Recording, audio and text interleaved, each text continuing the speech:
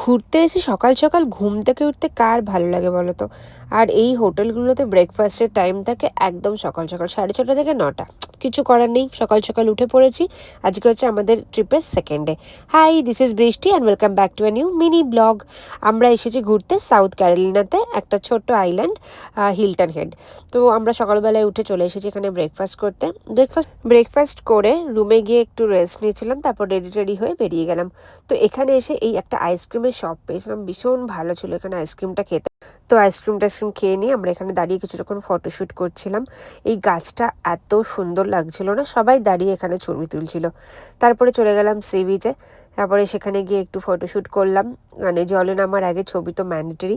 তো ফটোশ্যুট করার পর বেশ কিছুটা সময় এখানে কাটিয়েছিলাম। সি বিচটা এত সুন্দর যে আমার খুব ভালো লেগেছে। আমরা প্রায় 3-3.5 ঘন্টা এখানে ছিলাম।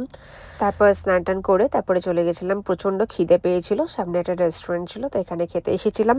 তো এখানে ভীষণ সুন্দর একটা অ্যাম্বিয়েন্স ছিল, মানে চারদিকে মার্কেট ছিল, তো অনেক ভালো সময় এখানে। তো এইভাবে আজকে আমাদের কাটলো সেকেন্ড ডেটা। দেখা হচ্ছে নেক্সট মিনি ব্লগে। টাটা।